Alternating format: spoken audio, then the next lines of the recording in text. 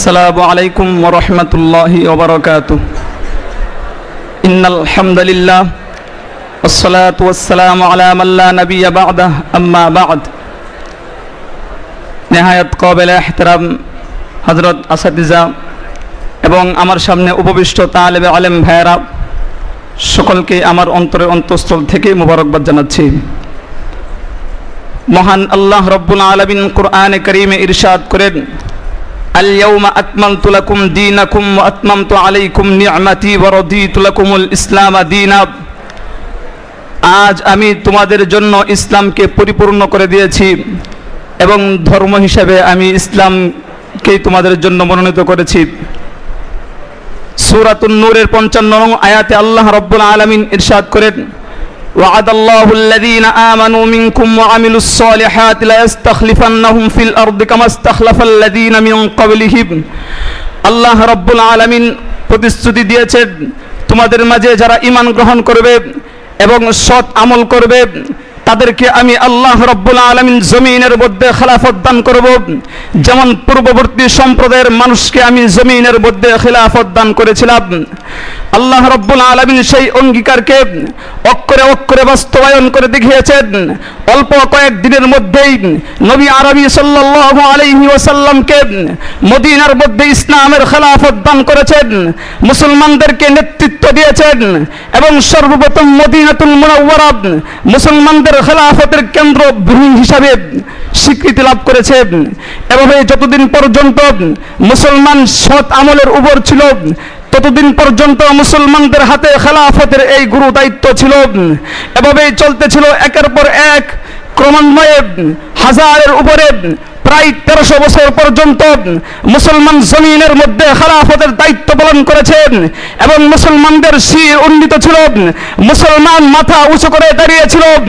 এক পর্যায়ে যখন মুসলমানদের মধ্যে পাপাচার, অন্যায়, অবিচার, জুলুম, নির্যাতন ছড়িয়ে পড়ল, তখন আল্লাহ রাব্বুল আলামিন মুসলমানদের থেকে এই মহান নিয়ামত খেলাফতের গুরু দায়িত্ব ছিনিয়ে নেন। সর্বশেষ 1924 সালে মুসলমানদের হাত থেকে খেলাফতের দায়িত্ব চলে যায়। তারপরে একের পর এক মানব রচিত বিভিন্ন মতবাদ সমাজের মধ্যে চালু হতে থাকে, যেমন সমাজতন্ত্র, গণতন্ত্র, জাতীয়তাবাদ, জড়বাদ, নারীবাদ, বিভিন্ন মতবাদ আসতে থাকে। এবং বড় আফসোসের বিষয় হলো, এক পর্যায়ে ইমান বিধ্বংসী কুফরি মতবাদ আব্রাহাম লিঙ্কনের গণতন্ত্র সারা পৃথিবীর অধিকাংশ মুসলিম রাষ্ট্রগুলোতে ক্রমান্বয়ে একের পর এক প্রতিষ্ঠা লাভ করতে থাকে। প্রিয় হাজরিন, আজ যেই গণতন্ত্রের মাধ্যমে ইসলামী খেলাফত প্রতিষ্ঠার আশ্বাস দেওয়া হচ্ছে, গভীরভাবে লক্ষ্য করুন সেই গণতন্ত্রের বক্তব্য কি আর সেই গণতন্ত্রের ব্যাপারে আমার ইসলাম কি বলছেন। গণতন্ত্র তো বলেন gov of the people, by the people, for the people. দেশের সরকার জনগণের মধ্য হতে, জনগণের দ্বারা জনগণের জন্য নির্বাচিত হবে। তার মানে হলো সরকার নির্বাচনের ক্ষেত্রে দেশের জনগণের একচ্ছত্র অধিকার। সেক্ষেত্রে ইসলাম কি বলে, ইসলামের মতাদর্শ কি, সেই ব্যাপারে ভ্রুক্ষেপ করার কোন সুযোগ গণতন্ত্রের মধ্যে নাই। অথচ সূরা মায়েদার 17 নং আয়াতে আল্লাহ রাব্বুল আলামিন ইরশাদ করেছেন, ওয়ালিল্লাহি মুলকুস সামাওয়াতি ওয়াল আরদি ওয়া মা বাইনাহুমা। আরে আসমান এবং জমিন এবং এর মাঝে যা কিছু আছে তার একচ্ছত্র মালিকানা একমাত্র আল্লাহ রাব্বুল আলামিনের। যা ইচ্ছা তাই সৃষ্টি করেন। আল্লাহু আলা কুল্লি শাইইন কদির। সর্বময় ক্ষমতার উৎস হলেন একমাত্র আল্লাহ রাব্বুল আলামিন। গণতন্ত্রের মধ্যে সরকার নির্বাচনের যেই পদ্ধতি, সেই পদ্ধতি হলো দেশের সকল জনগণকে এক পাল্লায় রাখা হয়, শিক্ষিত অশিক্ষিত তার মাঝে কোনো পার্থক্য করা হয় না। এদিকে কোরআন বলেন আকসারুহুম লা ইয়াকিলুন, সূরাতুল মাইদা আয়াত নং 103, যার অর্থ হল সমাজের মধ্যে, রাষ্ট্রের মধ্যে অধিকাংশ মানুষ সঠিক বিষয় উপলব্ধি করার যোগ্যতা রাখে না। আর যখন সঠিক বিষয় উপলব্ধি করার যোগ্যতা রাখে না, তখন তারা যে সিদ্ধান্ত গ্রহণ করবে নিঃসন্দেহে সেই সিদ্ধান্ত তাদের জন্য ভুল হবে এবং তাদের ক্ষতির কারণ হবে। এজন্যই তো সূরাতুল আনআমের 116 নং আয়াতে আল্লাহ রাব্বুল আলামিন রাসূলকে হুঁশিয়ার করেছেন, ওয়া ইন তুতি আকসারা মান ফিল আরদি ইউদিল্লুকা আন সাবিলিল্লাহ। ওগো নবীজি, যদি সমাজের মধ্যে অধিকাংশ মানুষকে আপনি অনুসরণ করতেন তাহলে সৎপথ থেকে ওরা আপনাকে বিচ্ছিন্ন করে ফেলতেন। তার কারণ হল সূরাতুজ যুখরুফের ৭৮ নং আয়াত আল্লাহ বলেন, ওয়ালাকিন্না আকসারাকুম লিল হাক্কি কারিহুন, কারণ সমাজের অধিকাংশ মানুষ লম্পট প্রকৃতির হওয়ার কারণে সমাজে হক প্রতিষ্ঠা হোক, শক্ত প্রতিষ্ঠা হোক, সেই বিষয়টি তারা চায় না। যখন সেই বিষয়টি চায় না, তখন দুই দিক থেকে দুইজন প্রার্থী যখন দাঁড়িয়ে যাবেন, একজন আদল ও ইনসাফগার, আরেকজন লম্পট, অধিকাংশ মানুষ লম্পট হওয়ার কারণে হক বিষয় সমাজে প্রতিষ্ঠা হোক সেই বিষয়টি না চাওয়ার কারণে তারা সেই লম্পট শ্রেণীর লোকটিকেই দেশের সরকার প্রধান নির্বাচন করবে। আর এই গণতান্ত্রিক পদ্ধতিতেই কোনদিন ইনসাফ আদল ইনসাফগার একজন বাদশাহ সমাজের মধ্যে প্রতিষ্ঠা লাভ করতে পারবে না। সবচাইতে মারাত্মক বিষয়টি হলো গণতন্ত্রের মাধ্যমে একজন বান্দাকে খোদার আসনে রাখা হয়, অর্থাৎ সরাসরি আল্লাহর সাথে শিরিক করা হয়। অর্থাৎ জনগণ যখন সমস্ত ক্ষমতার অধিকার হল, সমস্ত ক্ষমতার অধিকার নিয়ে যখন একজন সরকার নির্বাচন করল, তখন সরকারকে সমস্ত ক্ষমতার অধিকারী বানানো হলো।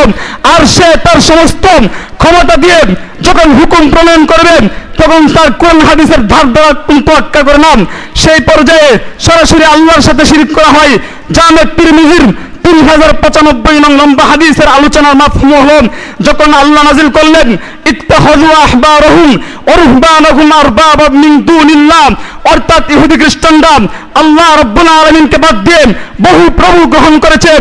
হযরত আলী রাদিয়াল্লাহু তাআলা আনহু নবীজিকে জিজ্ঞাসা করলেন, ওগো নবীজি, আমরা তো আমাদের পাদ্রীদেরকে রব বানাইনি। নবীজি বলেন, পাদ্রীদেরকে রব বানানোর অর্থ হলো তারা যখন কোনো হারাম বিষয়কে হালাল সাব্যস্ত করেন সেটাকে হালাল হিসাবে তোমরা গ্রহণ করো, আর যখন কোনো হালাল বিষয়কে হারাম সাব্যস্ত করেন সেটাকে হারাম হিসাবে তোমরা বর্জন করো। তার মানে হলো বিধানদাতা আল্লাহকে বাদ দিয়ে বান্দাকে গ্রহণ করা হলো।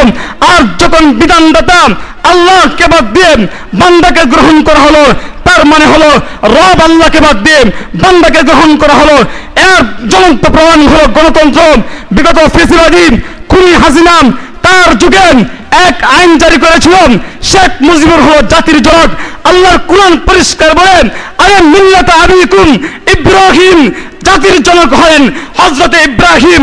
আর সে বলেছিল জাতির জনক হলেন শেখ মুজিবুর রহমান। আর এই কথার বিরুদ্ধে যদি দেশের কোন জনগণ মুখ তুলত, সঙ্গে সঙ্গে একদিনের ব্যবধানে 24 ঘন্টার ব্যবধানে সে গুম হয়ে যেত। বা সে সকালবেলা ঘর থেকে বের হয়েছে, বিকালবেলা ডেড বডি হয়ে বাড়িতে ফিরে আসতে হতো। হাজিরিন, তার চেয়ে আরো ভয়ঙ্কর বিষয় গণতন্ত্রের মধ্যে আছে। এই সমস্ত কোরআন এবং হাদিসের আলোচনার ধারাতে আমি বিশ্বাস করি আপনাদের সামনে পরিষ্কার হয়ে গেছে গণতন্ত্র একটি কুফরি মতবাদ, ইমান বিধ্বংসী মতবাদ। আর কুফরি মতবাদের মাধ্যমে, ইমান বিধ্বংসী মতবাদের মাধ্যমে যদি সমাজের মধ্যে ইসলাম প্রতিষ্ঠা করার ইচ্ছা করা হয়, তার মানে হলো একজন সুস্থ সবল মানুষকে বিষ পান করিয়ে তাকে সুস্থ সবল আরো সতেজ করে তোলার স্বপ্নদকার নামান্তর। এছাড়া বাহ্যিক দৃষ্টিতে দেখলে বোঝা যায় গণতান্ত্রিক মাধ্যমে ইসলামী যে সমস্ত নেতারা ইসলামী হুকুমত কায়েম করতে চায়, তাদের অবস্থার দিকে তাকাইলেই বোঝা যায় যে তারা কি গণতন্ত্রের মাধ্যমে প্রকৃতপক্ষে ইসলাম কায়েম করতে চায়, নাকি গণতন্ত্রের মাধ্যমে তারা নিজেদের উচ্চাভিলাষ সমাজের মধ্যে প্রতিষ্ঠা করতে চায়।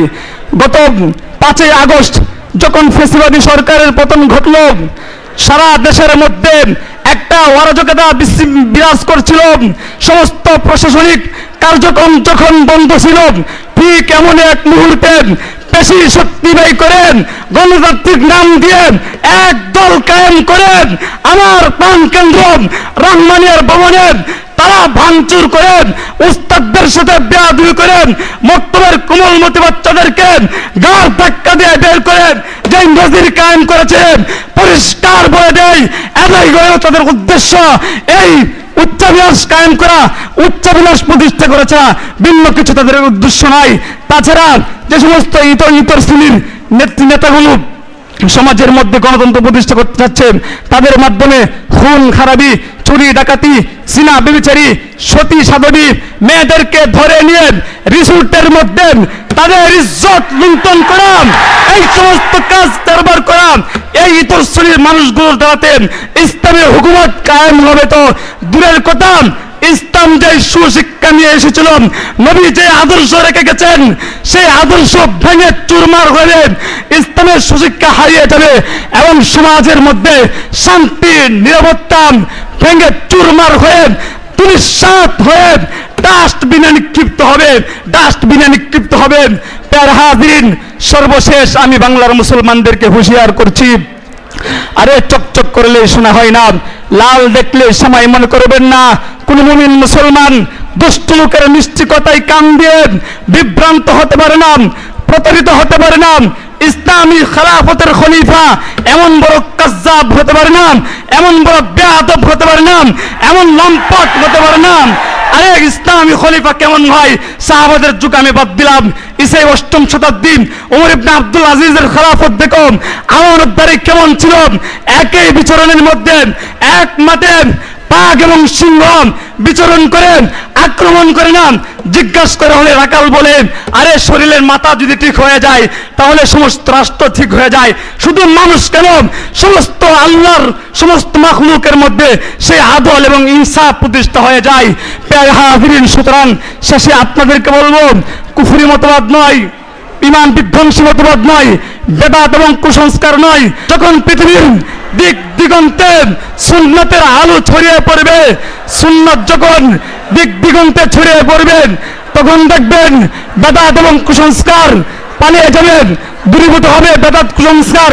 আর বেদাত এবং কুসংস্কার যখন দূরীভূত হবে, লা ইস্তাখলিফান্নাহুম, আল্লাহ বলেন জমিনের মধ্যে খেলাফত দান করবেন।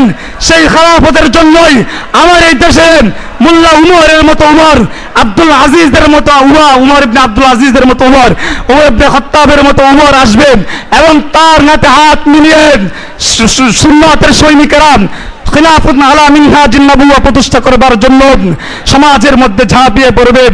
আল্লাহ রাব্বুল আলামিন আমাদেরকে সঠিক বিষয় উপলব্ধি করার তৌফিক দান করেন। ওয়া আখির দাওয়ানা আলহামদুলিল্লাহি রাব্বিল আলামিন। আসসালামু আলাইকুম ওয়া রাহমাতুল্লাহি ওয়া বারাকাতুহু।